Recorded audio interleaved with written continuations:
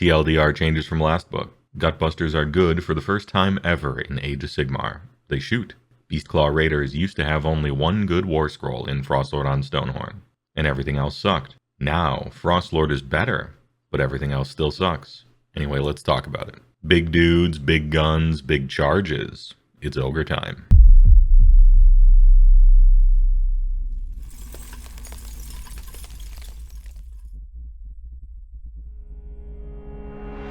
Part 1 Propaganda. Welcome to the Ogor Mawtribes Faction Focus, 3rd edition. Ogres in Age of Sigmar are 10-foot tall, 4-foot wide, monstrous humanoids, with endomorphic strongman physiques. Inhuman brute strength, but also speed, especially when they get some momentum behind them. Cursed with a magical hunger that can never be sated, and the ability to digest just about anything, even undead and lightning-infused stormcast souls, if one particular Thunderbelly's tribe can be believed. While terrifying physically, as the battletome says, ogres are about as smart as a pair of 2x4s. But they are smart enough to nail them together and beat you to death with them. The last general that underestimated ogre cunning is currently being digested, alright? Ogres have two distinct societies, with some recent intermingling after an unsteady truce, the Gutbusters and the Beastclaw Raiders. Gutbusters are the cruel bullies of the mortal realms. The pure ogres, the big boys on foot, violent, gluttonous, and surprisingly enterprising. They build giant glut-hold keeps at the center of miles-long series of crop circles. Trails of traveled, looted, and eaten maw paths that spiral out from and return to their cliff-face fortresses. Beyond buildings and metalworks, they've even unlocked black powder tech to craft legions of Sky Titan cannons on beast-pulled weapon platforms. It's true that they didn't invent it themselves, but stealing the plans from the dwarves is close enough, plus finders keepers, plus get eaten. Their magic is also surprisingly mighty, as their butchers and slaughtermasters have invented their own strange brand of culinary blood magic, specializing in great maw pot rituals, a culmination of all the hunts and pillages, food stacked 2 or 3 stories high and every ogre in the city participating. A final feast that actually opens up a portal to the meat dimension, transporting their entire army away from the empty lands they've picked clean. This is not my artistic license. They really make blood portals that send them to a random new place in the mortal realms. Might makes right in Gutbuster society, and none are more mighty than tyrants and their gut guard of armored iron guts. Anyone can take the crown if they can, but turns out when all you do is go to war, chug pre-workout, and fight off rivals, you get pretty good at eating the competition. A war glut of extreme size is ran by an over-tyrant, a supernaturally large tyrant king for which we're still waiting on a badass model and rules for. No, not that one. Yeesh. Beastclaw Raiders are the ultimate survivors of the mortal realms. They specialize in not only overcoming bad situations, but in bringing them to heal. While ogres are cursed with the hunger of the gulping god, Beastclaw are cursed a second time, to be forever followed by mystical giga blizzards that freeze and kill whatever wanders in. The origin of this curse has a few legends, Bear Gut, the Winter Vaults of Shyish, etc. But in the new book they added a 4th story, which is longer than the rest, so maybe this is a new direction. That of a frozen land covered in black ice to imprison some great evil in the Age of Myth. But as the new gods began to awaken, the ice began to melt. To stop the release of whatever god or entity was trapped, the ogres ate the land itself, and were cursed with the Everwinter as its magic became part of them. The curse was supposed to kill them, but they survived and turned it into a weapon of war. Harrowing winter spirits in the storms were supposed to possess them, but their priests harnessed them for power. Towering silent yetis were meant to hunt them down one by one, but they beat them into submission and turned them into guard dogs. All manner of huge mountain beasts were domesticated and selectively bred to be bigger, more violent, and to deal mortal wounds on the charge. Beastclaw society is always on the move and can never settle down long enough to make more than a bivouac, so their tech level is far below that of Gutbusters. Led by mighty frost lords who apparently only ride Stonehorn, because the Thundertusk version has always been bad. Spoiler, it still is in this book. The Frost Spear acts as their rod of office, enchanted by Gorkamorka's breath after inhaling an Everwinter storm, or so the legend goes. The largest Alpha Stuns are led by mythical Frost Kings, though we don't know much information about them besides they seem to be like Admiral-class One-Piece bosses riding living mountains, and that we are also still waiting on models and rules for, along with Over-Tyrants. As a side note, Beastclaw are probably the most ruinous of Age of Sigmar factions next to perhaps Nurgle, as to be conquered by Beastclaw means all organic matter is eaten, Their stone horns even eat roads, bridges, and buildings. And then the Everwinter turns the land into a 100-year glacier where nothing can meaningfully regrow. Oh yeah, and basically every single short story snippet in the Ogre Battletome involves them being hired to help fight something, killing it, then double-crossing and eating their allies. If you hire ogres, you will eventually be eaten. Ogres' endless consumption and violence, obsession with wealth, overeating, might makes right, and subjugation of nature is clearly a satirical allusion to America. Unless you're that one subreddit that thinks ogres are communists for some reason. Though they are always starving and led by authoritarian tyrants that murder you if you speak out against them. So hey, maybe they aren't completely wrong. Part 2, Models. Conceptually sweet. Ogres carrying broadside cannons at the hip, huge mastodon battle barges, living monster trucks, and big boys with big weapons. On sculpt quality, however, lots of ugly fine cast Games Workshop hasn't bothered to update that you might as well 3D print. Most of the line is plastic though. But even that's starting to look just a little derpy, if I'm honest. A little size crept as things like new Stormcast get a touch larger every year. Still, a good paint job will fix anything and there's a lot of room to customize. Plus, the monsters hold up and the new models look... okay, they're mixed actually. And too small. Ogres have lots of skin and faces, which is normally a concern for new painters. But the army helps you out in 2 big ways for tackling such a challenge. First, ogres are big with very clearly defined muscles and flesh, which makes it easier to learn on, and second, unlike, say, Daughters of Cain, ogres are ugly and dirty, which is infinitely easier to paint than something that's supposed to be clean and beautiful. For a new painter, slapping some washes and smudges all over them fits the aesthetic, and for the accomplished expert, you got a big canvas to work with. For the Beastclaw half, you have basically every material type in a sensical mixture of learning how to paint different stuff. Fur, hair, horns, skulls, metals, leather, fabric, wood, flesh, plus they're big and elite, so no huge hordes to paint unless you're in Gutbusters, then enjoy your 40 Noplars, you're going to need them. Part 3, Playstyle. Ogor Mawtribes' playstyle holds very close to the lore. These armies are bullies on the table, and they don't play nice. Then again, it's Age of Sigmar, the only armies that play nice are the ones that suck real bad, you know it's true. And ogres don't anymore. Gutbusters is artillery gun line countercharge. Beast-pulled mobile weapon platforms with 16-foot cannons around a command center of heroes, protected by legions of the most expendable, cost-effective chaff in the game, unless their points go up. Iron blasters and noblars form the bedrock foundation of an ogre's force. If you're building ogres fresh, this is where you start. This is your castle. Ogor Mawtribes is the artillery army in Age of Sigmar. They've made more than a few artillery models in this game, but I'm gonna be honest, they're usually real bad. Not so here, they're deadly at every range, and get deadlier the closer you get. So then you start blasting, and meanwhile your ogre troops are all pretty decent, if a touch expensive. Heavy hitters with good movement and some impact hits on the charge. If you like big guns, big boys, and big damage, this faction's for you.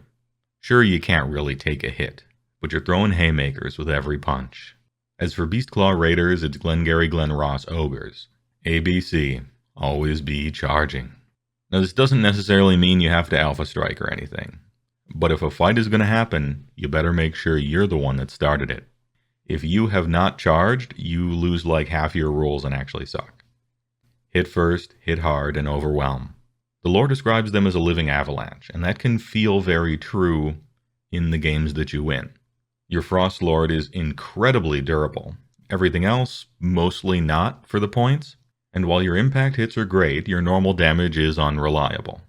Beastclaw is for players who like gambling. You rely heavily on Battle Regiment Battalion to choose who goes first, and you need to get those savage double turns against armies with better rules than you. Beastclaw Raiders have a very win more, lose more style, but hey, you gotta bet big to win big, alright? Part 4, Rules. Ogres are big, so they count as 2 on objectives, heroes count as 5, and monsters count as 10. This is pretty good for monsters, and not particularly great for the troops, for what you pay. The hero thing is nice though. Overall, not bad. Ogres are hungry, so they get +2 move if they're not in combat, which is great. 8-inch move on troops is faster than elves. 14 on Stonehorn is proper for monsters, even though they can't fly. Overall, a great allegiance ability. Oh, I almost forgot they get +2 bravery in combat, which is mostly whatever as long as Inspiring Presence exists. But if you're trying to play blocks of 12 or even God forbid 18 gluttons. I suppose you'll be pretty happy about this one. Ogres smash, so they do impact hits on the charge. Roll dice equal to your unmodified charge roll. 4 ups or mortal wounds for monsters, which is great. 5 ups for troops, which is okay. And 6 up for heroes and units of fewer than 3, which is not great. Being able to deal damage outside of the combat phase is a real problem solver for this faction. Gutbusters are voracious, so at the end of each combat they gulping bite for D3 mortal wounds on a 4-up to each enemy unit within 3. This is okay. They do have to survive the fight, and a 4-up means you can't count on it happening. Flavorful, but kinda meh. Beastclaw's defining characteristic is being followed by the Everwinter, so they get gulping bite except way worse. They phoned this one in for sure. Your hero phase only instead of both combats, less likely to work on top of working half as often, honestly less than half as often, same damage. Not only weak but boring, very often forgotten about during play. Nobody liked it last book. It's the same. The first clue was the Everwinter battle trait. Absolutely no one who has played Beastclaw even one time would be able to leave that ability unchanged. At least to make it work in both hero phases, like how Gulping Bite works in both combats. And that rolling under the battle round thing is so miserable. Don't worry though, because Beastclaw's monsters are huge and powerful. So we get 2 new monstrous rampages. Each only works if you just charged. Remember what I said about win more, lose more. For Stone Horns, you get Unstoppable Charge, which is actually OP. Roll 3d6 inches and just drive your monster truck over models as though it had flying, but not over terrain. Any you pass across take D3 mortal wounds on a 2-up. This is a game changer. It is so hard to position properly against a Frost Lord who can destruction derby 10 inches on average over chaff screens. Only one of them can do this each battle round, and only on the charge, so pick carefully. But it doesn't matter, this thing's amazing. For Thunder Tusks, you get Chill of the Everwinter. Roll a die for each enemy unit within 1 inch. On a 3-up, they fight last. This sounds good, till you realize Thunder Tusks cannot fight. So it'll do 2 damage in combat maybe, then the fight's last enemies shrug and kill it. If they were good, this would be good, but they aren't, so it's not. It's also not worth taking for the effect and then multi-charging with something that doesn't suck, because you've essentially doubled the price for the same damage you would have done with just the thing that doesn't suck, right? Only when you triple it do you start pulling ahead, but that's sunk cost for sure. It doesn't do anything if it's not your turn anyway, so yeah. Swing and a miss on Thunder Tusks, the entire book. Second time in a row. Your terrain feature is the Great Maw Pot, which is very made for Gutbusters, obviously. It's basically arcane terrain for your butchers, which is pretty nice until you walk forward turn 2. And once a game it can heal D3 wounds to most ogre keywords on the battlefield, as long as you have a hero nearby. It can refill if an enemy model dies within 6 of it, but since that's entirely up to your opponent, it will basically never happen. I've played probably 100 games with the Maw Pot. It's happened one time. Your mileage may vary. For Beastclaw, since you have priests instead of wizards and you're not trying to keep a 400-point hero standing somewhere all the action isn't to activate it, the Maw Pot is mostly not even worth buying. Still, for Subfactions, let's run through them quick. Meat Fist Mawtribe, the biggest and the most powerful tribe in the lore, with canonically the fattest tyrants. It's the impact hit Subfaction. Your Gutbusters get +1 to the mortal wound rolls, so your troops are on 4-ups, awesome. And big name tyrants are on an incredible 3-up if you're trying to meme. This is the fun choice for a Gutbusters melee force. Doesn't work on Beastclaw, no fun allowed for them. Bloodgullet Mawtribe, the big magic subfaction. Your butcher keywords become double casters that know an extra spell.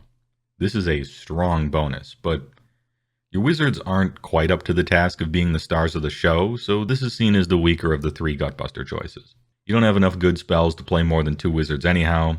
They don't get casting bonuses unless they're duct taped to a Maw Pot. And Firebelly is bingo locked out of this bonus for some reason for the second book, so he's still in keyword jail. Undergut's Mawtribe, the subterranean tunneler faction that uses dynamite to surprise attack from below the battlefield. And has the most cannons. Your Lead Belchers and, more importantly, Iron Blasters get +1 rend, which is great. So this subfaction is unsurprisingly seen as the best one since it buffs your best thing. For the Beastclaw 3, Boulderhead Mawtribe is the strongest Beastclaw tribe in the lore, which is not surprising because it's the Stonehorn tribe. Their Everwinter has hail the size of boulders raining down, which is awesome and also terrifying. Your monsters get +2 wounds each, and you get 3 free mount traits instead of 1. Not bad at all. Thunderbelly's Mawtribe is for Mournfang, and their Everwinter has constant thunder, snow, lightning strikes.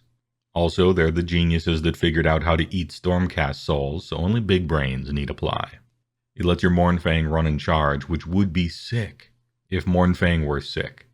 But they are not, so it is not. It's like maybe okay, I guess. My bold prediction is every rules update, Mournfang will get cheaper, because they're crazy expensive, and someday this will be good.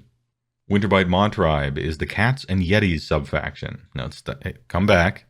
And I can see audience members in the back already getting up to go to their car.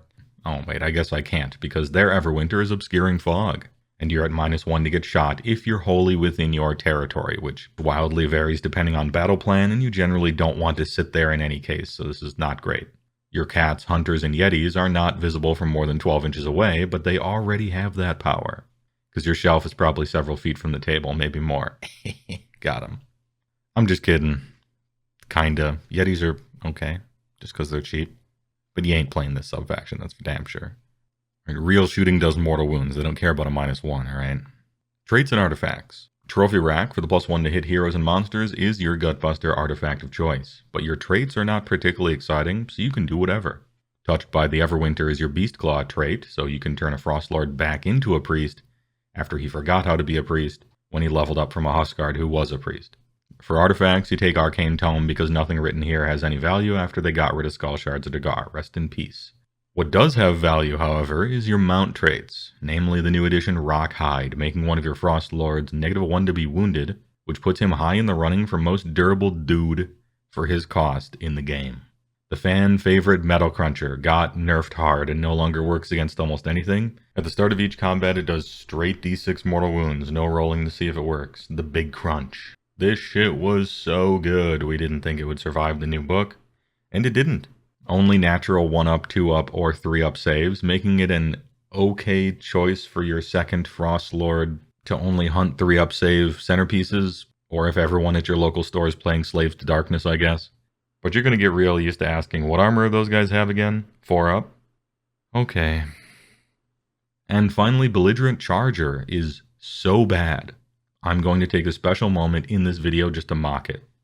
Charge rolls for this unit of less than 7 are treated as 7 for the purposes of the Trampling Charge battle trait, but not for the purposes of, like, passing the charge roll. So what are the possible outcomes here? What could actually happen? Well, you fail the charge roll by rolling too low, in which case this does nothing.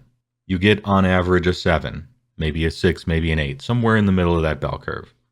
This does nothing. You get a really high charge roll. This does nothing. You get a really low roll, but you still succeed at the charge. Like, there's 4 possible outcomes, and in only one of the outcomes does this actually do anything at all. And when it does something, it does like +1 mortal wound. This is so bad. We used to have 6 mount traits. They got rid of 3, and they kept this one? It doesn't do anything. Who makes these?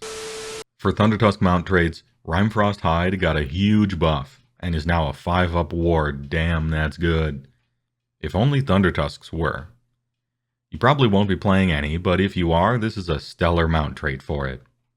The other 2 are Doo-Doo Brown, Toilet Tier Trash. Ogre spells, however, are great. You got some good meat and potatoes, simple and clean, Utada Hikaru on human growth hormone spells here, if you're in Gutbusters. Blood Feast gives +1 attacks, which land very nicely on your big damage troops. Doesn't work on monsters though, no fun allowed. Blubber Grub Stench turns all Iron Blasters in range into monsters, for the purposes of impact hits, capture 10, monstrous rampages, Jesus, all on a 5 to cast? Talk about a pushed spell. Greasy D is alright, just a -1 to hit debuff, and Molten Entrails is +1 damage for monsters, which is also just alright. What you would want here is +1 Rend to increase the frequency of those big multi-damage hits rather than +1 damage on the 2 or 3 to get through. But they took Ribcracker away and then gave Gutbuster War Scrolls +1 Rend. Tough luck, Beastclaw. Pretty good for Gutbusters though. You also have a spell lore for the Lonely Firebelly, who's got Billowing Ash if you're trying to stay in one spot and shoot, which many Gutbuster lists are really trying to do, but they still don't take Firebelly, so I don't know. For Beastclaw Prayers, you have the same 3 unimpressive ones you had last time. Unreliable Mortal Wounds 1, +3 move, alright, that works on Kragnos, and the absolute joke Yeti Res 1. For battalions, Gutbusters want an extra artifact, so they usually take one of those two, plus whatever anti-seasonal General's Handbook one they have. Beastclaw very much needs to outdrop their opponents, so Battle Regiment is the only way to fly. They wrote some custom ones for this battletome, but they are trash. Alright, we got to the fun part. Let's talk units. The next season's GHB just got spoiled early, so I had to rewrite and re-record this section. Please enjoy, also apologies. Let's start with the leader of the Gutbuster faction, the Tyrant. He's got a pretty good wheel, 8-inch move hungry, that's good. 8 wounds, 4-up saves okay. But there is a big name for 3-up. There's also a big name for 5-up ward, and that's much better. Take a trait for both, and you built yourself a super anvil foot hero. Or you could take the fun choice, which is Brawler Guts for impact hits as if he were a monster. Way better than those 6-ups. Combo detected with Meat Fist, put him on 3-ups. Maybe play Kragnos if you're really trying to meme. So this guy is like build your own dude. And that's fun. But there are 2 small problems. He doesn't fight so well with that tiny number of attacks, and he doesn't have a buff to hand out. The Battle Shock thing isn't really a thing as long as Inspiring Presence exists, right? My pet peeve with this guy is the same as it was last book. His 2 abilities for each different weapon that trigger on 6s to hit, that only work against a hero or monster, or anything, or a unit of 3 or more depending on the weapon and or target. On a Tuesday, if your opponent's name is Jim. Just spaghetti rules you always have to look up that happen very rarely in the first place. Games Workshop are at their worst rules writing when they're making things like this. It almost never does anything, and when it does, you have to check some fine print somewhere, ends up not doing anything anyway. For Tyrant in a vacuum, he's a foot hero anvil, doesn't really do anything. He's bad. But this new season really digs deep on requiring foot heroes to score points, so maybe he'll see some play outside of Kragnos meme lists. At least until the season ends. Slaughtermaster. This is your culinary gut caster with a maw pot chained to his back. He's the head chef. Gordon Ramsay, if you will. Like that one? Well, keep booing. The maw pot doesn't count as your terrain piece or anything. That would have been cool. It's one of those roll a die and 66% of the time some random thing you don't want happens. The 1 in 3 is a nice +1 to wound buff, though. It'll work maybe once a game, and it's significant when it does. Also, his War Scroll spell is just useless, but that's not a big deal since he's a single caster. You're probably just going to be using Lore Spell Mystic Shield every time. He has the Butcher keywords, that's proper, but no bonus to cast unless he's duct taped to a maw pot. Blood Gruel is kind of a do-nothing time waster, not sure why they kept it or didn't make it worth remembering. Across all the factions, this guy's probably a C-tier wizard, but in the context of Mawtribes, I think he's a B. He's not like a great wizard, but he's the one you take. Don't leave home without him or a butcher. Auto include. That fine cast derp lord ass sculpt of his is personally insulting the customers, though. Be sure to make or print your own. In the future, I would do something more interesting with that maw pot of his. At least let us pick the effect we want and then roll a die to see if it happens. In other words, same feedback as last book. Butcher. This dude is very similar to the Slaughtermaster, so I'll just mention the relevant differences. Instead of the Great Cauldron ability and a useless War Scroll spell, his ain't bad. D3 mortal wounds with a good range, then on a 4-up you repeat, with no limit. If you roll hot enough, that's technically infinite damage. My average lifetime is probably 2 mortal wounds with no repeat, but it's nice to have a Hail Mary option to get out of a tough spot. Since he's also a single caster, you're on Spell Lore or Mystic Shield all the time anyway, but I just think it's neat.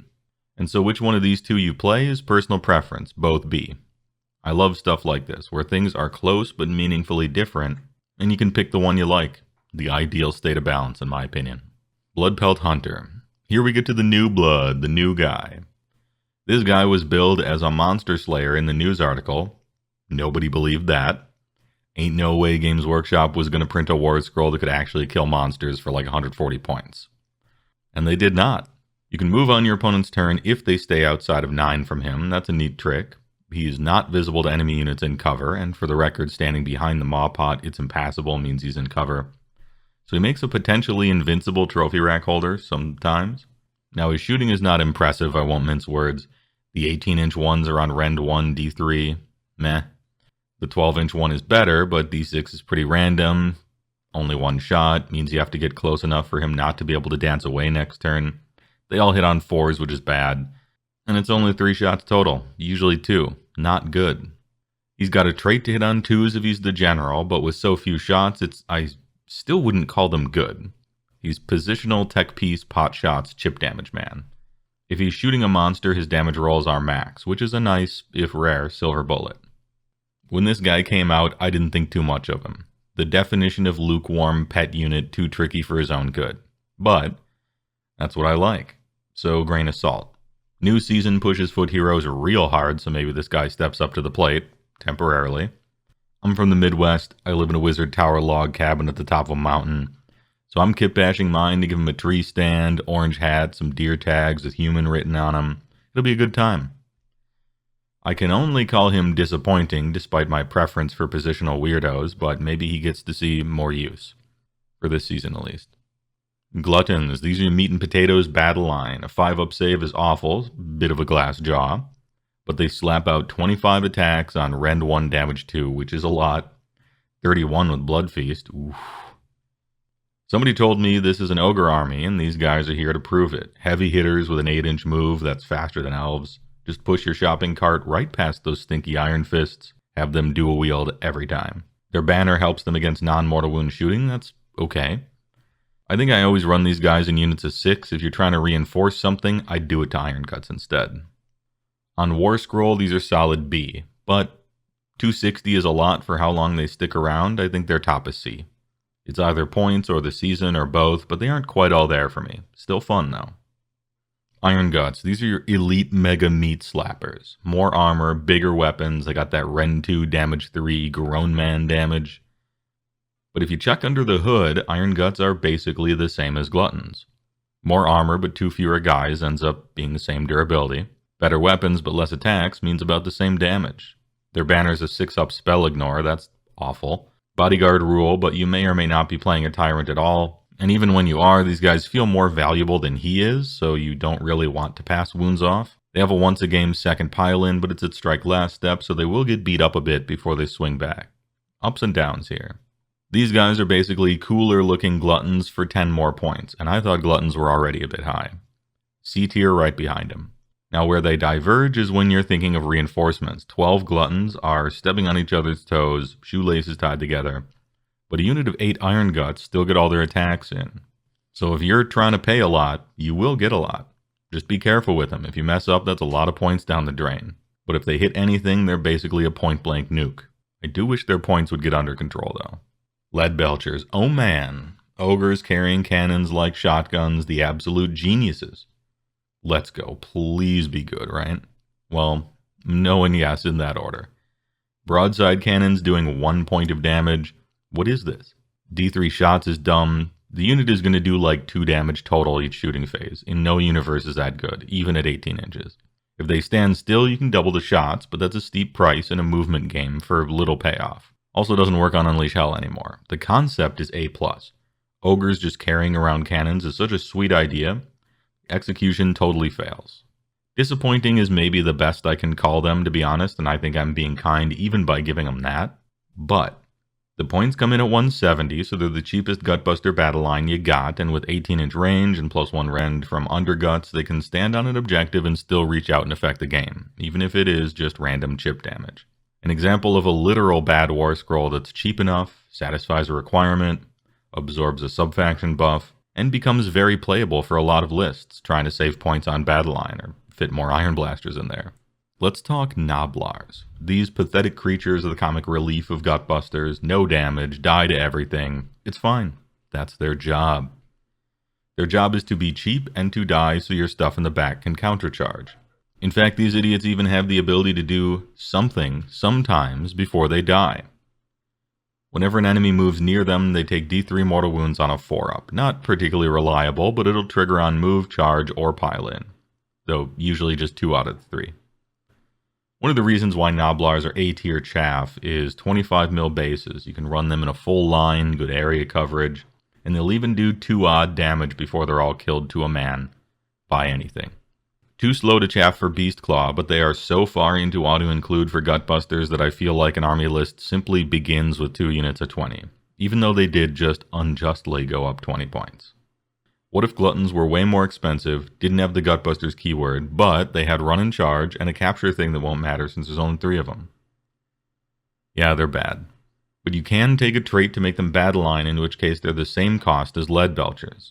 I think their points are way out of line, but if they were right, then you'd get even cheaper battle line, which I think is the reason why GW felt that they just had to make them bad? Which is a weird reason. Next up is the mighty Iron Blaster, the big shoot. They got long, hard. Ranged attacks, not particularly accurate, but Ren 2 damage D3 plus 3 is a welcome change from the sadness of super random D6 from last book. Great work there. This long range fire is just a distraction. It's the close range shots that are the real heat. They got all the right keywords, a spell that gives them every good rule in the book basically as an AoE. They're fast. Gutbusters have been bad as a faction since the game began, and now they're good, and it's mostly because of this guy. They do everything you want and give your army a powerful strategy to build around. Hot off the presses from a humongous points increase, so you don't have to feel bad about playing them anymore unless your friends are bitches. A tier. Noblar Scrap Launcher. This is anti-horde in Ogor Mawtribes. You don't want that. Even if hordes were everywhere, you wouldn't want that. You know what's good against hordes? All your guys. Gluttons destroy hordes. Iron Guts destroy hordes. Even Stonehorn do alright against hordes.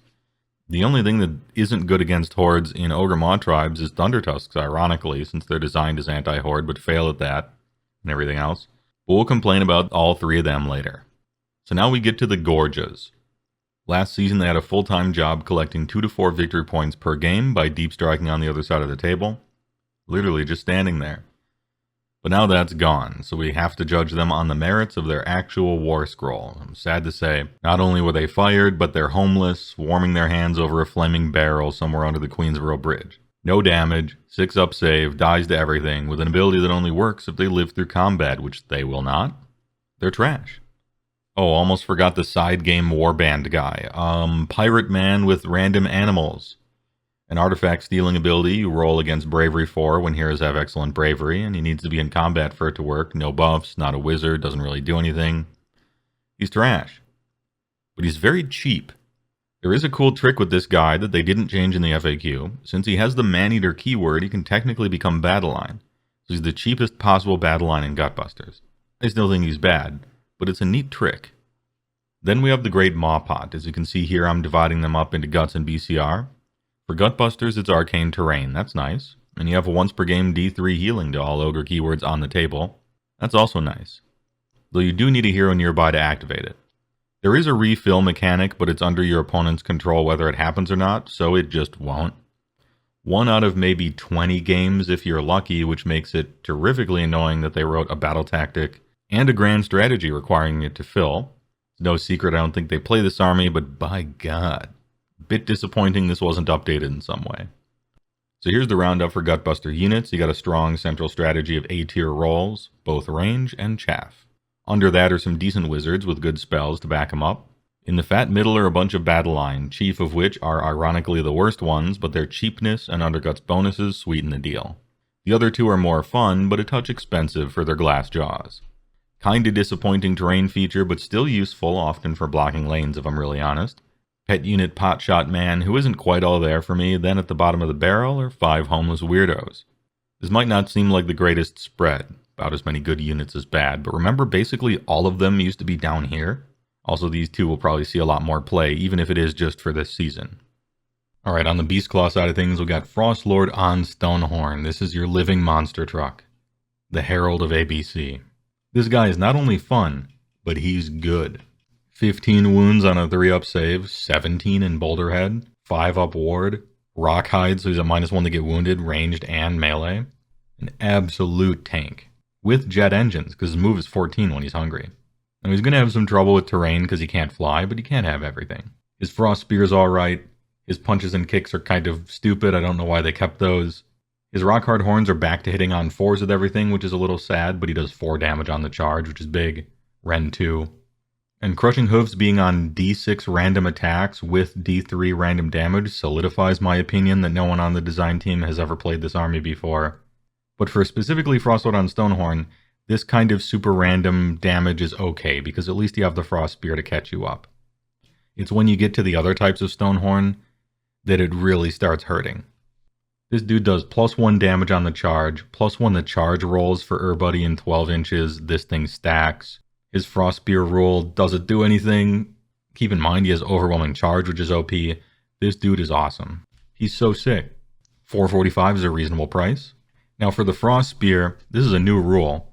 And in keeping with them probably not playing this army, Frost Spear used to be an artifact, and it was a terrible artifact that everyone hated. But they probably didn't know that. And if you think in your head, like, oh, we're going to put some artifact on a war scroll, and the players will like that, and we would have liked that if it was good, but unfortunately it's not, so... I playtested probably 8 or 9 games before I wrote this, and the Frost Spear never once worked. It never had an opportunity to work. And even if it did work, it wouldn't be good. But I'm not going to look a gift horse in the mouth here. He's a monster truck. He's why you play this army. Welcome to Post-Production Lore Corner. Even the lore for Stonehorns is sweet. Their skeletons are made out of magical super-regenerative granite, and they keep selectively breeding them for faster and faster healing to the point that it's actually becoming a problem. Every morning when they wake up, their stone skeletons have regenerated so rapidly that their joints fuse together like a statue, and the ogres have to break the joints with clubs and fists so the beasts can move again. Another generation or two, and it might be necessary for them to have to stay moving while they sleep, like a shark, just to keep their joints grinding away.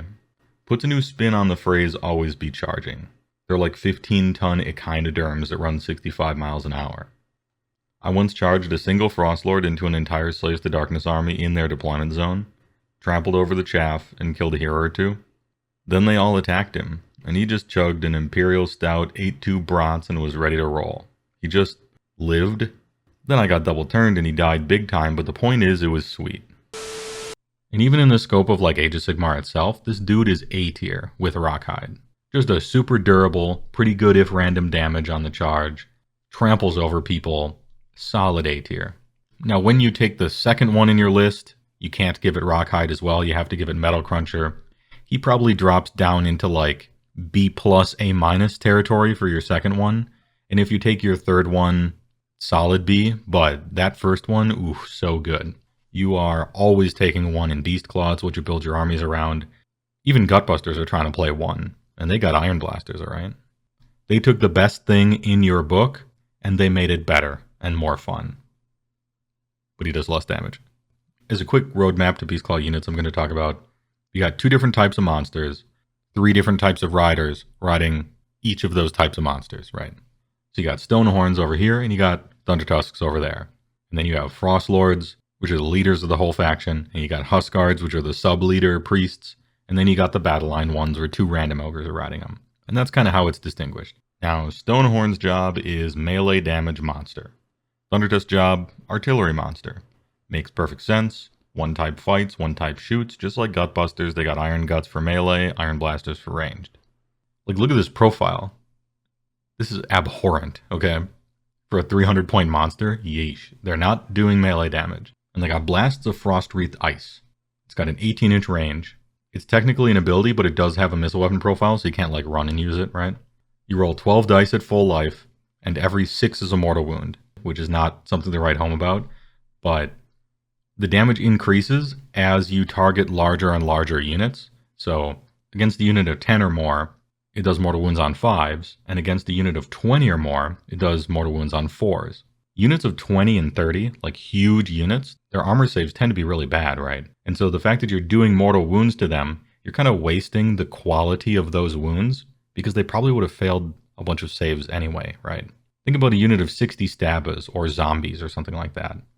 Do they care if you do 6 mortal wounds to them? Absolutely not. Was it worth 300 points to do that? No. So this is sort of like anti-horde artillery, which is sort of like Scrap Launcher. And Scrap Launcher is trash. So does that mean the main thing of Thundertusks is trash? Yeah. It's trash. We don't want that. This changed last book, and every Beastclaw player in the world was absolutely inhaling hopium that they would change Frost-Wreathed Ice to not be terrible. And they just didn't. They just kept it. I don't know. It's a poorly thought out ability that is not good, and none of the players are really happy with it. And it didn't change. So it's pretty disappointing. Half of our monsters are just sort of systemically bad. Slow, no melee damage thing you don't want. Where was I again? Oh yeah, I was talking about Frostlord on Thundertusk. And this guy still has the Frost Spear. His mount sucks. He's slow. You don't really want Frost-Wreathed Ice. He's not a priest or anything. He doesn't really do anything. And he's 400 points. Frostlord on Stonehorn is 445. And if 445 is fair for a Frostlord on Stonehorn, and I think that it is, 400 is nuts for this guy. But then again, I don't think this is a points issue. This War Scroll is bad. It doesn't have a foundationally good idea for existing. And it's just a big failure of rules writing. For now 2 books in a row, because I just copy-pasted it. He is trash. At his absolute best with Rhymefrost Hide, he's like an anvil that doesn't do anything. No thanks. Alright, on the Huskard tier of hero, these are your priests. So we got Huskard on Stonehorn. You lose a lot going down from a Frostlord to a Huskard. A 4-up save is a lot worse than a 3-up on your hero monster, and for only 45-point discount. You don't have the Frost Spear, so your damage goes down considerably, and here's where we get to the big problem with the Stonehorn melee profile. Remember all that randomness I was talking about? D6 attacks, D3 damage, 4-up to hit, stuff like that? That felt a little wrong to complain about on the Frostlord version because he was so good. Well, it starts to really hurt when you get to the Huskards. Because now your damage is just sort of random and kind of disappointing all the time. And you lost a lot of defense, you lost a lot of offense. But you do get some quality stuff in exchange. You get that Blood Vulture, and this is your choice. Technically you have weapon choices, but you actually don't have weapon choices. You take Blood Vulture every time. You could read this entire paragraph if you want. It sucks big time, right? You could look at the Harpoon Launcher, 1 attack, 4s to hit, get out of here. You want the Blood Vulture. Unlimited range as long as it's in line of sight. Roll a die, 2-up is 1 mortal wound. Now I could leave the spin zone for a moment and say that Chain Trap's Reel It In ability is literally worse than 1 single mortal wound, which is pretty pathetic, but we're trying to keep it positive over here, okay? Speaking of positive, look at these prayers. Dude's a priest, so he's essentially a buff wagon with random damage, right? He's got a prayer that heals D3 with a good range, and he's got a prayer that gives you +1 to wound rolls. Those are decent prayers. This guy ain't bad. 400 is way too much for what he does, and how disappointing a lot of this stuff is. But he's totally playable. Huskard on Stonehorn, I'm looking into the future on that guy. I think the stocks are going up, as long as the points are going down. 400 is way high for him compared to Frostlord, but his prayers are pretty decent. And he's still a Stonehorn, even if he's a worse one than that guy. I think, to me right exactly now, he's feeling like the top of the disappointment tier. The 2 main things that are bringing him down, 4-up save. In fact, I don't know why the armor saves aren't the same regardless of rider. And obviously the points are very high. Give him a significant points drop and he could creep his way up into C. Alright, rounding out the Huskard tier, we got Huskard on Thundertusk. So I'm not going to go through the whole thing. We know Thundertusks are disappointing categorically. But what does this guy bring to the table since you are comparing him to the other priest, which is Huskard on Stonehorn? Well, because Numbing Chill gives you -1 to be hit, and then you're going to take Rhymefrost Hide mount trade, which gives you the 5-up. So it's like he has Stone Skeleton. So he is going to be more durable than your Huskard on Stonehorn. He's a better anvil. He still does no damage and he's slow. And he has the same 2 prayers, so you're not really choosing between those. And he's 330, which is considerably cheaper. Is -70 points worth no melee damage and slow for your monster priest? No.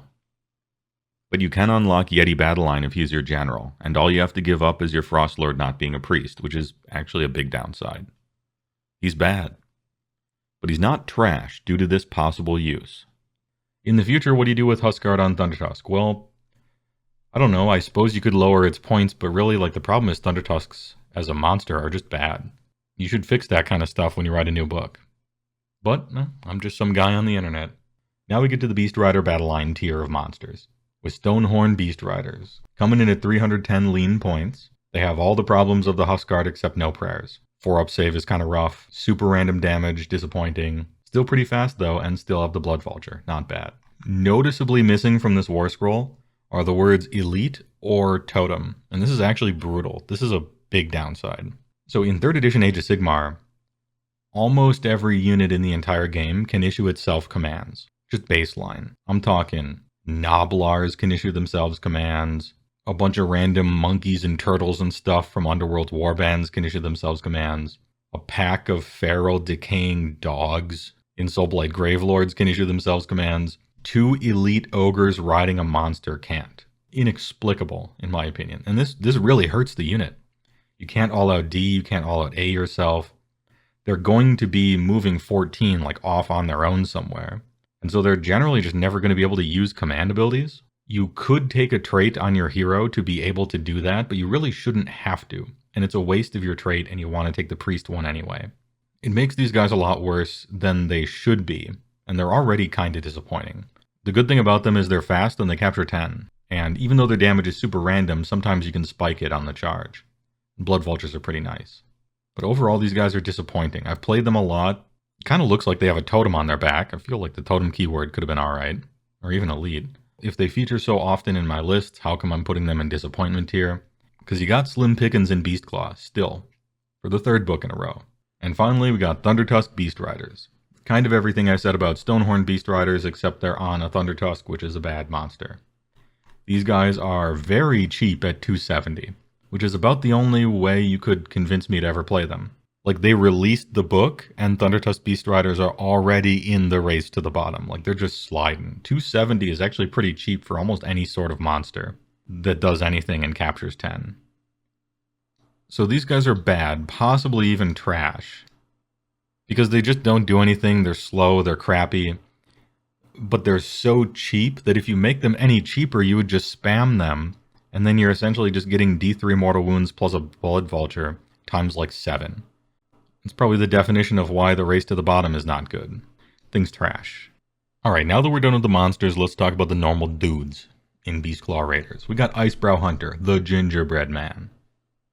And boy is he ugly in Finecast, but don't worry about it. What does he do? Well, he dies easily. He's got laughably awful attacks. Icy Breath gives up... Icy Breath allows you to, if you're within 6 of an enemy, give up both of your single-shot terrible shots to instead do D3 mortal wounds.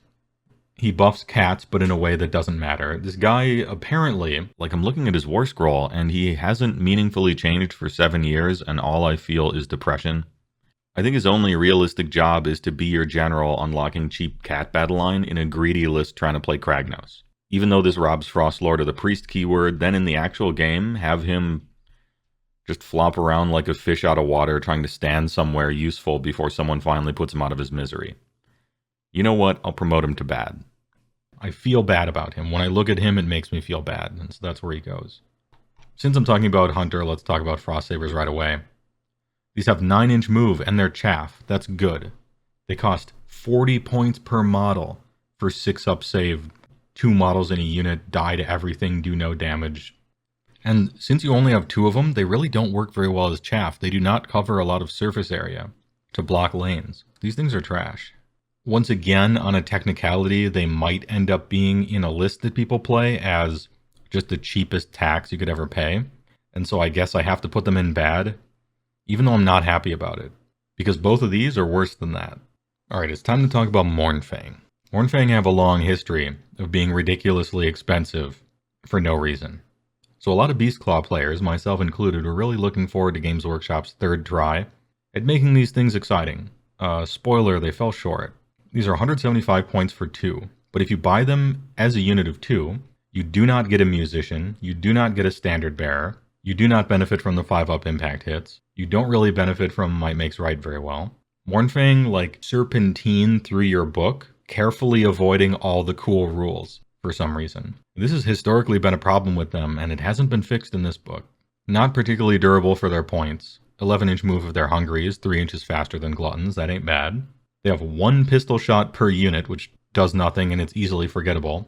And if you give them run and charge with Thunderbellies, then you can't shoot anyway, it's kind of weird. And as a unit of 2, they really just don't do much. They're essentially really expensive chaff in a unit of 2, which is disappointing. And so I would put them in the disappointing tier, but they're costed way wrong, so I put them in the bad tier. Very bad and very expensive. Now, a unit of 4 is another thing entirely. In a unit of 4, it's 350 points. Now, we can directly compare that to a unit of 6 Gluttons for 265, because 4 Mournfang will do the same damage as 6 Gluttons. Neither of them are particularly durable. They both have anti-shooting rules that are thwarted by mortal wounds on 6s. And so for the most part, the difference is Gluttons have better buffs and rules to absorb, better at capturing. Mournfang are more durable and 3 inches faster. You pay 80 more points for that. Yeesh. Considering Gluttons are always battle line, I don't see much of a reason not to take them over units of 4 Mournfang, even in a Beastclaw army. unless you just want to spend 240 extra points in a 2K list for the same damage. Now, you could be one of those Beastclaw purists who don't want to mix factions, or you don't really like Gutbusters, so you light hundreds of points on fire to LARP as a pure Beastclaw force while being simply worse off. That's me, by the way. I'm doing that. It doesn't feel good, but hey, maybe next book. And this is keeping in mind that I thought Gluttons were like 15 overcosted anyhow. You are overpaying through the nostrils for 4 Mournfang. But if you take that idea and push it out of your brain, and you just have 4 of them on the table, and maybe you're casting buffs on them, which you normally wouldn't do in a Beastclaw army, to be honest, but let's pretend you just are, and you charge with them, and there's no terrain to get in your way, right? You are actually going to slap. These guys do great damage on the charge in a unit of 4 with buffs, and then getting countercharged and they all die, and you spend 350 for that, instead of 265. So I'm going to put them in disappointing. They're right next to Stonehorn Beast Riders. Oh, I forgot to mention, as far as weapon options are concerned, both of these do statistically about the same damage. Iron Fists isn't a big deal, but it's something, and Gargan Hackers are bigger and cooler looking and have 2 rend. But 2 attacks hit on 4s is rough. It actually evens both of these out. It's personal preference. Do what you want. Next up, Icefall Yeheetees.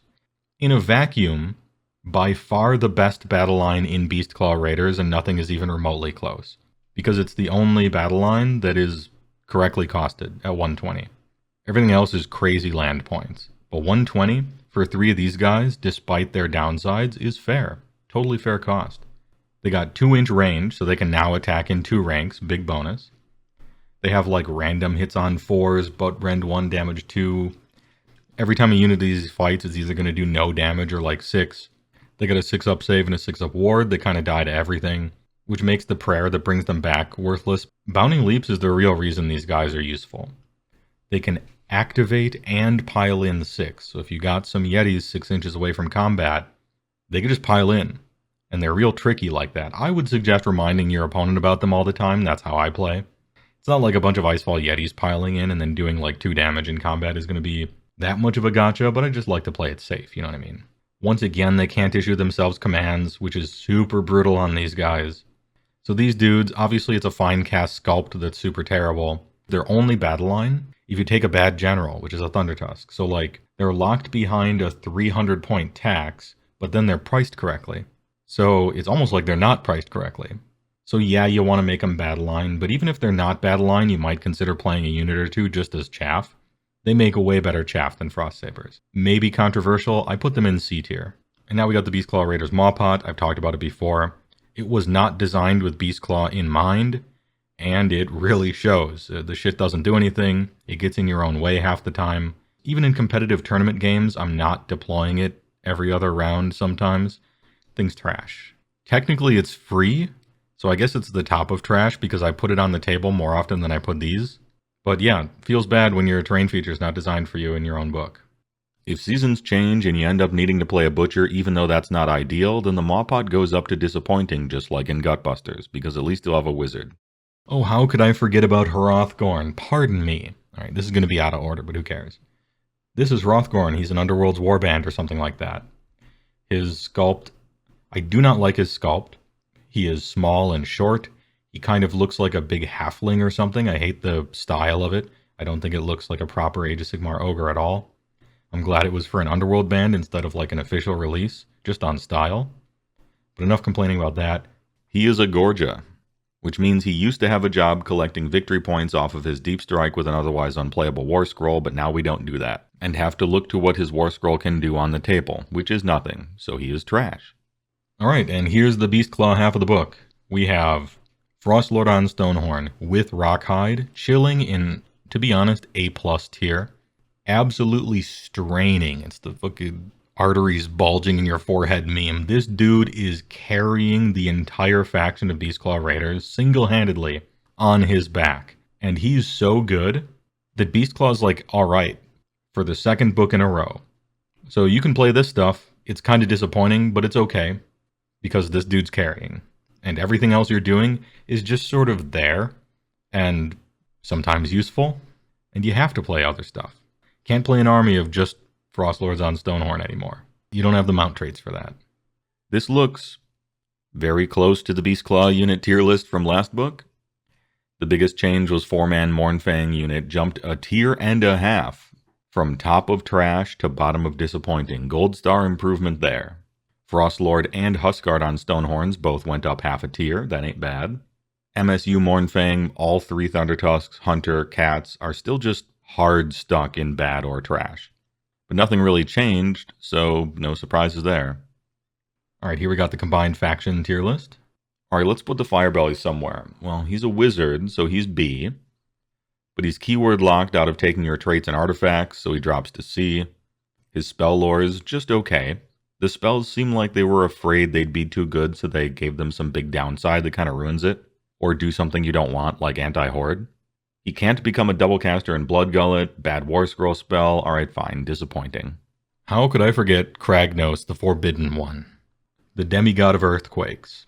The dude whose entire War Scroll basically reads exactly how I would want a Frost King from the lore to be, except he's super slow for a monster of his type and size and points cost, so I wouldn't want that, but it's pretty close.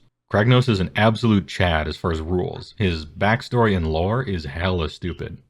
Capture 30 is awesome. He does tons of damage in melee combat. He's immune to spells, which isn't really, that doesn't come up a lot. He's got a 2-up base save, which is incredible. You gotta shove mortal wounds down this guy's throat to kill him. If he charges you, you're probably dead. If he charges a monster, you're probably very dead, although it's random. And his aura of giving 3d6 charges to people synergizes with the Ogre's trampling charge. You're rolling 3d6 charges? Well, whatever number you roll, 12 or something, you're just rolling that many dice for impact hits. He's 700 plus points, which is a hell of a lot in an army that's already pretty elite. And so I don't know that he's like a great choice, but he is for sure a meme and he's playable and it works. So I'm putting him in meme tier, in between B and C. You wouldn't do this in Gutbusters unless you're meming in Meat Fist, and maybe you want to. That would be actually pretty fun. I've seen a bunch of Beastclaw players try to do this. They did it last edition because Beastclaw was struggling. I famously said in the, when I was talking about Gloomspite Gits, if you're a destruction army and you're playing Kragnos, it means your book is bad. It means you have a bad book. It was a little cruel, but it was also kind of true. And here I am with the brand new Ogor Mawtribes book, looking at Beastclaw, and a lot of the test lists I was playing had Kragnos in it. So shots fired and ricocheted and hit myself. What are you going to do? For Ogor Mawtribes and Gutbusters specifically, it does what's printed on the can. Like the ogres themselves, it ain't deep, but it is effective, and that's fun. Old school castle gameplay, chaff out front, cannons blasting in the back. Your game plan is strong, and it asks your opponent to deal with it. Gutbusters are like some retired army vet farmer dude, sitting in a rocking chair on his porch with a big-ass shotgun, some guard dogs, and a front yard of barbed wire and landmines, waiting for the cartel to show up in some 90s action movie that rips off Seven Samurai. Trains the locals how to knife fight, jury rigs a moonshine distiller into a napalm dispenser. It's fun for the whole family. Beastclaw is more about the spectacle. That one dude in a zombie movie dressed as Elvis the whole time who used to work for the Destruction Derby, gets reunited with his monster truck named Darlene at the end for his hero moment, shoots red, white, and blue fireworks out the windows as he flies off the ramp made out of a collapsed overpass, smashes into the zombie science building. All his C4 explodes, he totally dies, but takes them all down with him. Sure, there's a ragtag group of Mournfang, maybe some Yetis that did some stuff during the movie. They're kinda lame, but you don't care because Frostlord on Stonehorn was the star of the show. You want a supporting cast, play Gutbusters. You want the king? Pick up the crown. Load those cannonballs, rev your engines, and remember your ABCs. Thanks for watching. I'm HeyWoah, join my Discord. Buy a shirt, will ya?